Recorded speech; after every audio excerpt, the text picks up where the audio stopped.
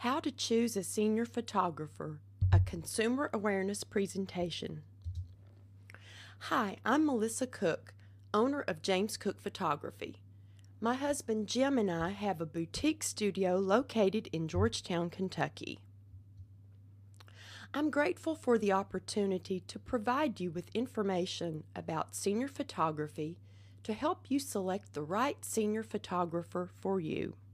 If you're a photographer, you have my permission to link to this presentation from your site to educate consumers in your area. If you are a consumer, I will share with you 9 misconceptions about senior photography. I will show you things to look out for when evaluating the skill level of a photographer.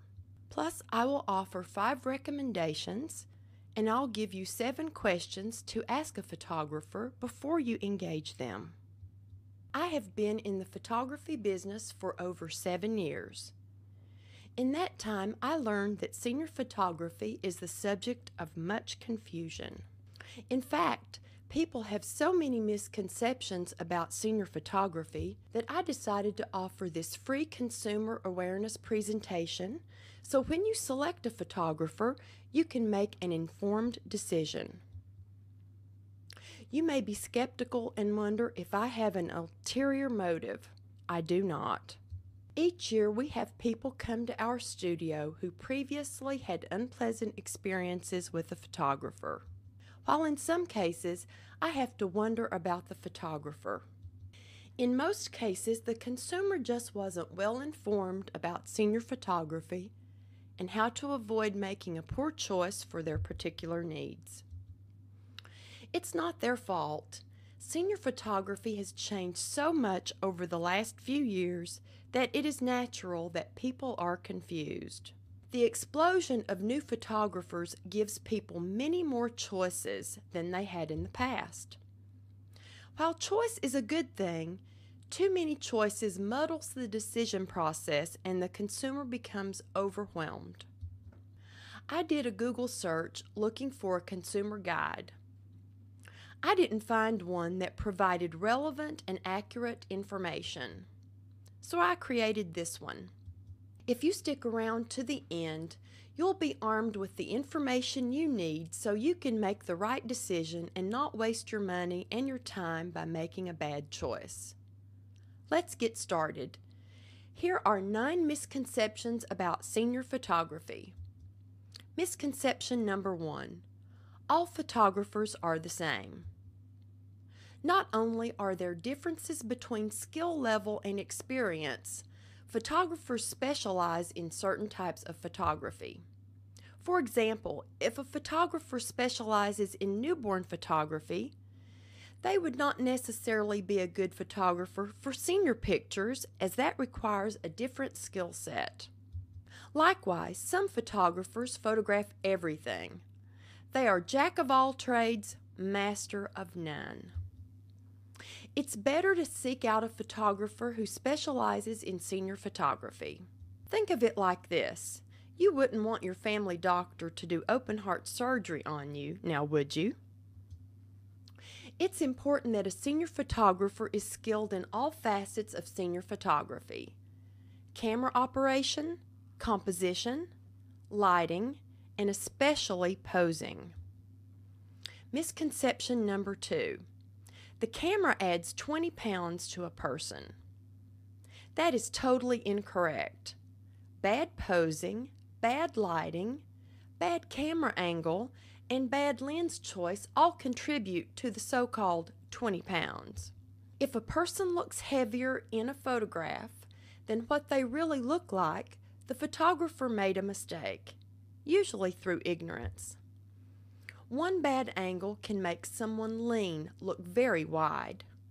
A skilled photographer knows how to photograph people of all body types so they look their best. Misconception number 3.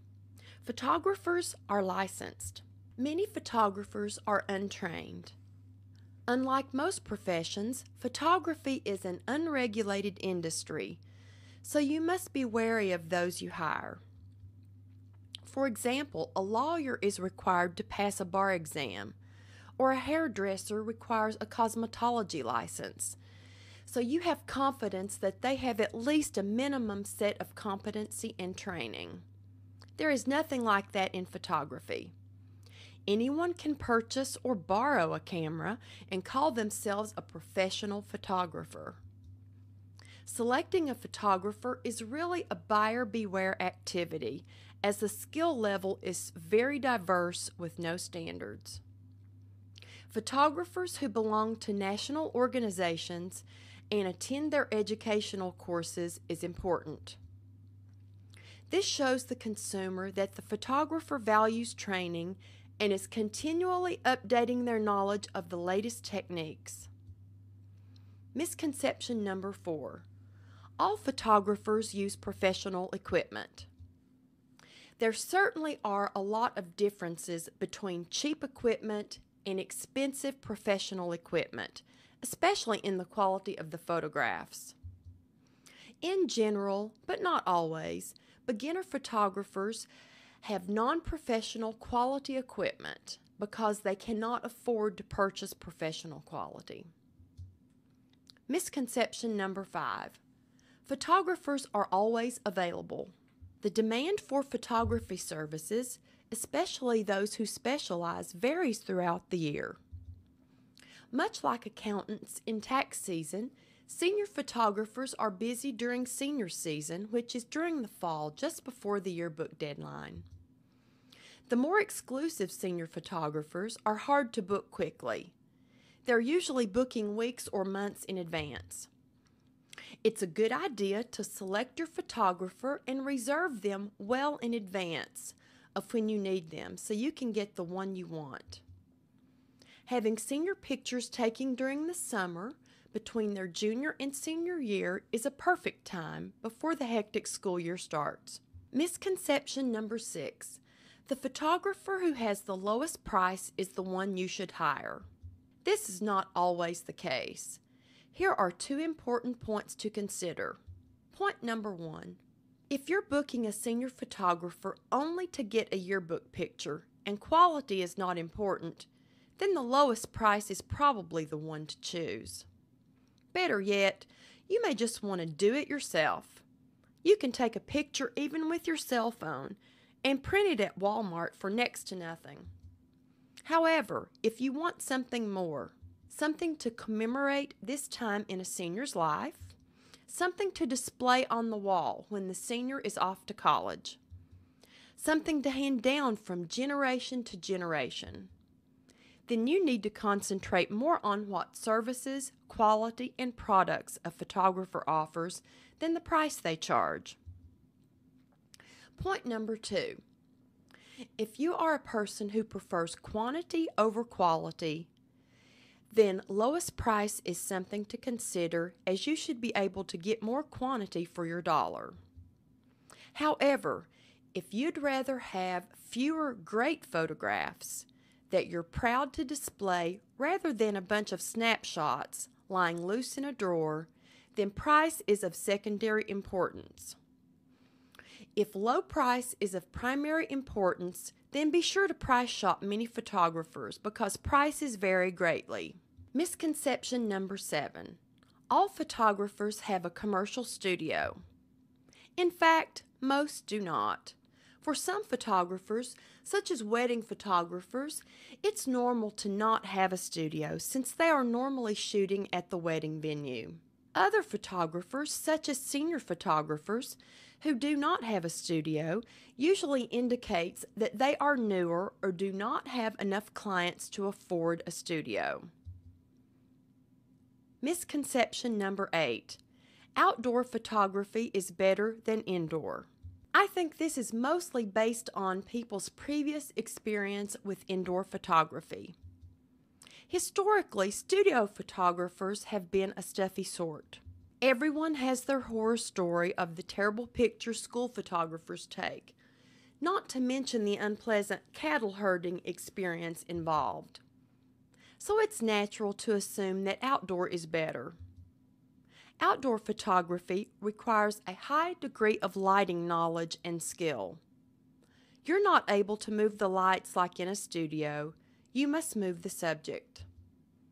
Understanding how to get light in the subject's eyes, which truly are the soul of the portrait, requires adding a new light source in addition to the sun. Beginning photographers usually don't have the business to support a studio and must shoot outside. This is unfortunate because many have not acquired the skill to shoot outside professionally. Fortunately, they are easy to pick out, and I will show you how in a little bit. On the other hand, the wind never blows in a studio unless the photographer chooses to use a fan. It's not wet, hot, or cold. You don't have to change clothes in a car or find a location to use the restroom. In general, photos taken in a studio are much better from a quality standpoint because the photographer has complete control of the environment. The best photo session has the flexibility to use outdoor, in-studio, or a combination of both. Our experience is that when we have an inside-outside session, the vast majority of the pictures our clients choose are from the inside session. In-studio only sessions are usually the best value. Misconception number 9. Photographers should be able to quote you an exact price. Knowing how much you will spend on portraits is similar to buying clothing.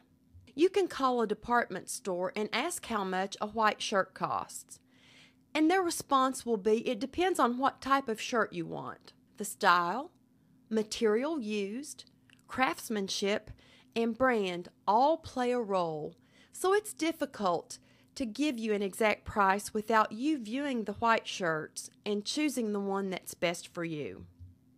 Likewise, the question, how much does an 8x10 cost, usually can only be answered by finding out what type of print you want, which is based upon the quality and finish of the print. Some photographers may only offer one finish on their prints, so the answer is much easier, but the ability to choose which is best for you does not exist. If you're shopping for a suit, you may find out that you need a shirt and tie to match to complete the outfit. This works the same with portraits. Many times you don't know exactly what you need until you view the images and go over the options for displaying your favorite ones. This makes price shopping somewhat difficult. An experienced photographer can help you with this process. Evaluating skill levels of photographers. There is a lot required to create a great photograph, including ability with the camera, quality of equipment, lighting, posing, color correction, and retouching. Any photographer can luck out and get a great picture every once in a while. But with practice and education, a skilled photographer can do it consistently without relying on luck. Here are some photographs that Jim took of me to demonstrate some common issues we notice with low-skilled photographers. My face is dark and has poor composition, in that I am too small and the background adds nothing to the image. My face has dappled light, uneven exposure, and a distracting background. The hair on the right side of the body is overexposed. My left arm isn't visible because it blends into the background, and the background is way overexposed. This one is overexposed, and there's a pole coming out of my head, which distracts from the image. It is flat and lifeless. I am not in focus and sharp. The overall image is underexposed, and there is dappled light on my chest, which distracts. While the previous pictures are maybe okay for remembering a moment in life like vacation pictures, they certainly are not flattering and not suitable for senior portraits. Before I show you this next picture, I just want you to know that I am mortified for it to be shown. But to drive the points home, I feel compelled to show it. There is a lot wrong with this image. There are unflattering, harsh shadows on my face. One side of my face is dark and the other is light, which is more of a masculine lighting situation. Notice the raccoon eyes, mentioned earlier, is obvious in this photograph. Because of the harsh outside light, I have to squint. An improper lens choice makes my nose look bigger than it really is. And finally, because of the lighting, complexion issues are highly exaggerated. Trust me, if you saw me on the street, I look a whole lot better than what this picture would lead you to believe. To regain my self-esteem, I'll show you this next picture. To contrast the previous bad photographs with a good one, here is one that is perfectly lit and fully retouched. Which do you prefer? Unbelievable the difference. Other things to look out for are repeating poses, non-flattering poses, and color distortion. 5 recommendations. Recommendation number 1. Only hire a photographer that offers a money-back satisfaction guarantee. This is very important, so I will repeat it. Only hire a photographer that offers a money-back satisfaction guarantee. It will protect you against wasting your money. It will give you a clear insight to how satisfied their previous clients have been. Photographers who have had issues with their customers in the past will know this and will not offer such a guarantee. Hiring a photographer without a guarantee is just asking for trouble. Do not hire a photographer without a guarantee. This one tip alone could save you hundreds of dollars. Recommendation number 2. List your objectives. Why do you want to book a senior photographer, and what do you plan to do with the photographs? Is it just for the yearbook? Do you want Facebook images? Do you want something to display in your home? Do you want desktop prints or wall portraits? Do you plan to give any photos away as gifts? Do you need graduation announcements? Are you looking for someone to work with your senior and make them feel like they have never felt before? One that can make them feel beautiful and can raise their self-esteem? By knowing your objectives, you can properly evaluate if a photographer will meet your needs. Figuring out your objectives may be hard. An experienced photographer will be able to help you identify your objectives by asking probing questions. Recommendation number 3. Visit their website to learn about them. Do you like their photographs? Do they have lots of pictures with different people, or do they repeat the same people over and over? Repeating people is a sign of a newer photographer with few clients and a short track record. Do they have testimonials? Testimonials are a great indication of how well they have satisfied their previous clients. Do they have a Facebook page? If so, how many fans do they have? The more fans, the better liked they are. Facebook is a great source to see if anyone you know has used the photographer before. If so, reach out to them for their opinion. Pay extra close attention to the images on Facebook. They're more likely to be what you can expect than the ones cherry-picked for their website. Recommendation number 4. Call and ask questions. The best way to evaluate a photographer is to ask specific questions and listen carefully to the answers. Here are the questions I suggest you ask. Do you specialize in senior photography? In general, those who specialize will do a better job than those who do not. How long have you been in business? According to the Small Business Administration, over 33% of businesses don't survive 2 years. If they have been in business for a while, then you can reasonably expect that they know how to operate a photography business and take care of their customers. Are you a corporation or LLC? Do you have insurance? Do you have a business license? Do you collect sales tax? Are you a Chamber of Commerce member? Are you a member of PPA? This lets the photographer know that you are looking to work with a professional and not an amateur. The more yeses you get, the more they are a serious business and not a hobby. Who will be taking the senior pictures, and what are their qualifications and experience? Some studios hire inexpensive photographers, and the photographer assigned to you may be new and their work not even on the studio website for you to evaluate. It's always best to hire a photographer who owns the company, as they will take the best care of you since their company name is on the line. Do you have a studio? Photographers who have a studio are usually more well established and can provide more variety in their photographs. Do they have a satisfaction guarantee?